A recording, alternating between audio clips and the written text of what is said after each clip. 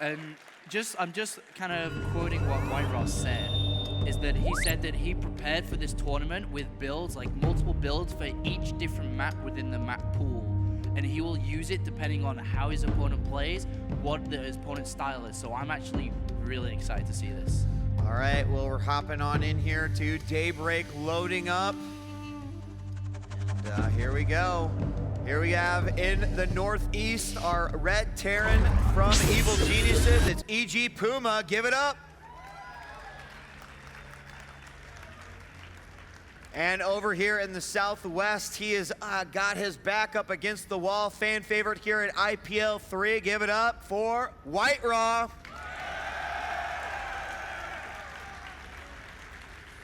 And White Raws, well, within the group stage, he did manage to beat MMA 2-1.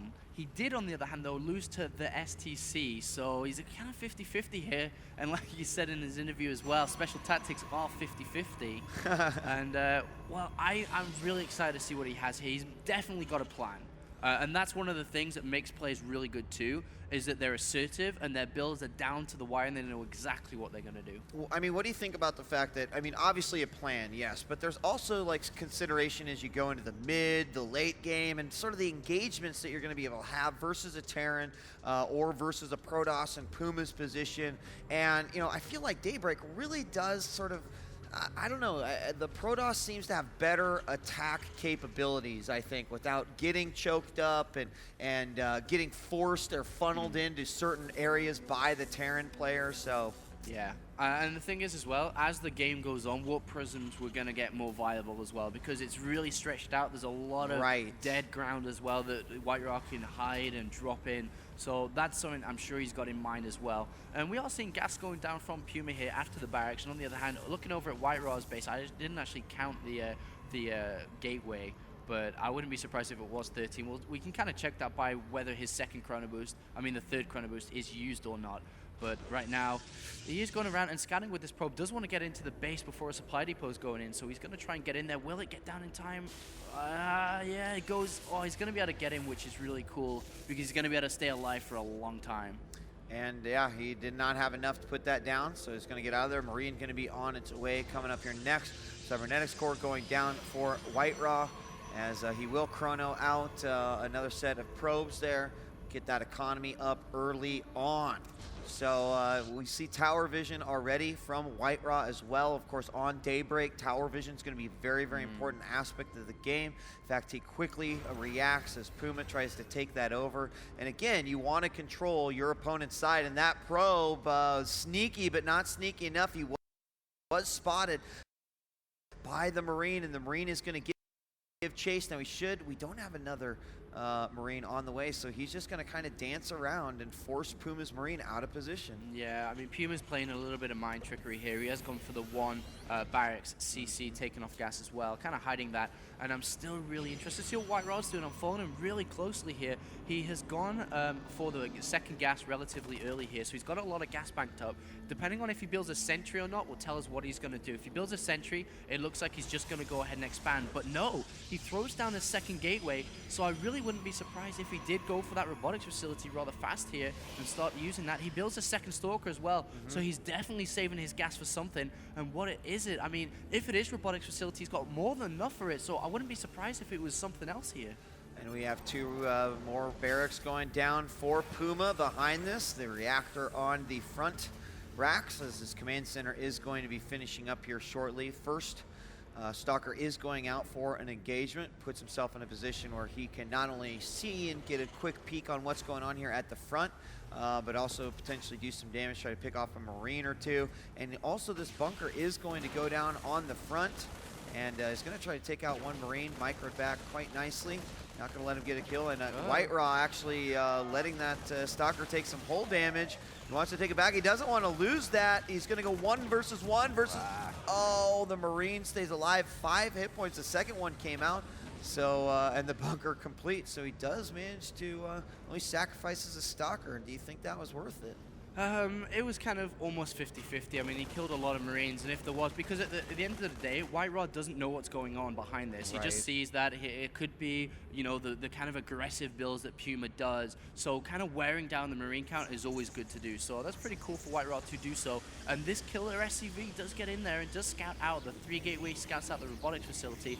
White Rod did go 2 gateway expand just so he can get, you know, the safety net of having 2 production facilities out, and now he's added on what he needs. Is he going to go for that warp prism again? He may just go for the same build again, but not go for that fast third base, which is kind of the downfall. And as you can see, there's the 4th gateway, and actually 5 gateways added on. So we'll see something a little bit special here from White Raw. Is he going to be throwing his resources into that warp prism? He's at 200 minerals. No, he's actually going to go observer first, but he is at 5 gateways, and I think that is just because he has no idea what's going on.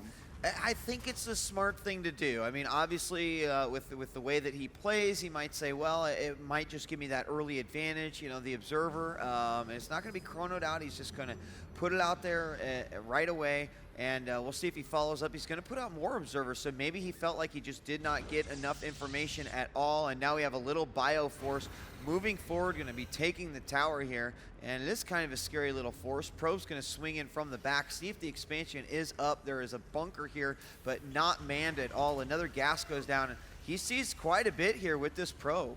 Yeah, and he's going to be feeling very comfortable now. He doesn't really need all these gateways unless he's going to turn around and do a very aggressive push now. So we'll have to find out how White Raw's reacting, and to be honest, he's not really reacting to anything at the moment, just still building probes, chrono boosting the Nexuses as well because he did invest a lot, and here comes a probe. He's moving down. He's just going to go ahead and take a 3rd base, seeing that that was a relative early command center from Puma here. And since he's got an army to be able to support this, I think that he's going to be in a lot better shape here, but he is moving forward as we do when we have the observer checking things out. He has not seen where the army is quite yet, and this is discovered here by this Marine, so he's aware that White Raw has decided to go for a quick 3rd base, who will clean up this Marine, but the information that was gathered has already been sent back to home base. Yeah, I'm getting a little bit anxious here for White Raw because, I mean, that was scouted really early, that 3rd base, so Puma knows exactly what's going on in this game. He knows how to play, and the scary thought is he hasn't thrown down that new command center or 3rd command center, so it looks like he's just going to simply go with a timing attack with Medivacs. I'm not sure if he'll wait for +1. If he waits for +1, that gives White Raw way too much time to really push his economy, so I think he's going to go before that, and you can see he's very Marine heavy as well, and White Raw is going for Zealot Charge and +1 armor at the same time, so he's doing a lot without really, you know, going down one certain pathway. He's doing a lot right now, and Puma's definitely going to try to do something against that. Yeah, I mean, it looks like it could be very soon too. I mean, really focusing on those upgrades with Combat Shield about ready to finish. Stim is now already done as well, and spreading itself out just a little bit. White Rod did see that factory, tried to take it out, but is not going to go down. It will continue to be a scouting tool over here for Puma. Meanwhile, look at this. We got a pretty hardy little drop coming out here by Puma. 4 Marauders and 8 Marines heading over. He's got some special tactics of his own. This probe is a bit of a special tactic because it's going to go in and scout it. I'm sure, yes, it is. Oh my gosh. Picture perfect right there. And look at this. He's already ready for it. Oh, he's so ready for this, and it's been nullified here, and Puma turns around. Bob, we're going to need you back at base. Okay, I'm on my way. And look at even White Raw. He was spread out. We talked about those stalkers that were going out to the factory. He puts his units back together. He doesn't want to be caught off guard in the middle of the map. Here we've got now Puma splitting himself off just a little bit as the observer's going to follow this army. And is there a potential for an attack here, maybe on this 3rd, or will he just poke in and try to do some damage at the natural? I don't think Puma has enough here, to be honest. I really think that White Raw's production has kicked him from this 3rd base. He's chrono boosting the gateways as well. He's got so many zealots right now, though. He's at 18 zealots, and they're going to be able to get a good position here. It's all going to come down to control. How well is Puma's control? He's just going to back off there, possibly pick off a couple units here and there. Actually forces the Guardian Shield, which I really like, and there's the stim. He's going to put himself all the way in the back, which actually will be great versus those Zealots, and White Raw forced to move back. The Marines do move forward, so force fields do go down. The Nexus no longer being target fired, but those Zealots, unfortunately, still taking a lot of damage and not dishing a lot of damage, and so much is going down here. This engagement for Puma is working out just beautifully. You know, he just nullified Zealot charge, basically, and White Raw should not have let him get into that position, and he loses the third Nexus now while taking the third command center of his own. White Raw has Storm in production, it's not so far away, killing a few reinforcing units in the middle, but just generically, look at the supplies at 73 to 135. The SCV leaders with Puma, that was just a well-executed, great position attack. It was perfect in a lot of ways. First off, he forced the Guardian Shield right away, then he let it go down, then he stemmed up, got behind the Nexus, and didn't allow the Protoss army to get in there, and now he's going to move in once again. This time, Charge going to be a little bit more effective. Force field on the ramp to try to eliminate some of those units, but it's just simply too much bio here for Puma, and White Raw is in trouble as Puma knocks on his front door. Oh no, this looks so bad for White Raw. GG. White Raw. GG. Terran too good. White Raw with an amazing tournament run. Puma managing to stay alive.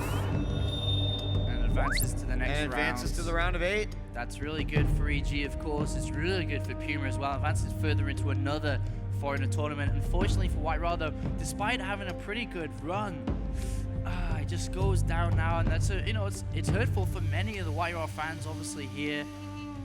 But he lives to fight another day, I'm sure. Exactly, and you know what? You can sit here and you can be upset, and but the bottom line is that that guy showed us, even yesterday, some of the best games that we've ever even seen out of him. Yeah. And that is something to walk away and be proud of here amongst a ridiculous pool of players as well. White Raw's only getting better. He's only getting more experience. And Puma is just showing, like you mentioned, his early Brood War training, what he's been doing in StarCraft 2, and just how powerful he is with the Terran race. Quite the beast, and he is moving on to the round of 8. So let's give it up, both those players, to White Raw and Puma.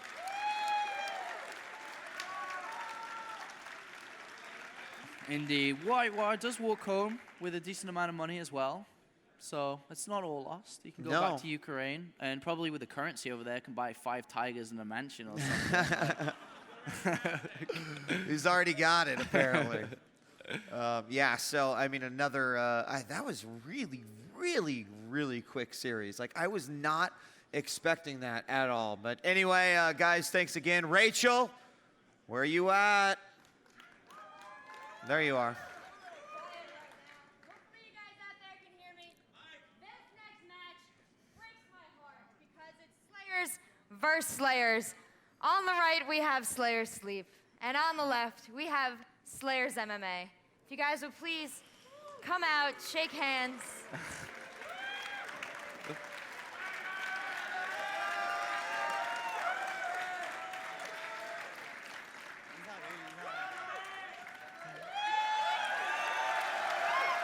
I learned that Korean word. It is chai hera. So good luck, boys. Wow. All right. Rachel will be drinking in the bar later. Rachel, Wild Wild West. Rachel pointed out that this particular engagement or this particular match kind of breaks her heart, and anytime a team kill happens, yeah, it's a rough thing to have to deal with. Not only taking out your own team member, but crushing their dreams and their possibility. Of course, your team getting further along in the competition. And MMA, certainly the favorite here, I'd have to think, just based off of his victories as of late. Sleep, again, a guy that has been getting a little bit more recognition, but certainly sits in a potential situation, Apollo, where he could really put his name out there a lot more with the victory over MMA. Yeah, it's going to be a tough one for sure. The thing is with Sleep is he used to play for IM, so he used to be called IM Sleep, and Boxer was like, this guy is good, I want him to play for me. So there's something there that I'm sure we're going to see. And the thing with team kills is that it's really difficult to play against each other because you know each other so well. You live together. You know how you like to play. And so there's a lot of mind games going on. And, you know, you'll play towards how you think your opponent will play, but he'll do something different. So it's going to be interesting to see how this will go down. But MMA is out of this world. He's so good. He is out of this world. And even when he looks like he's on the back foot,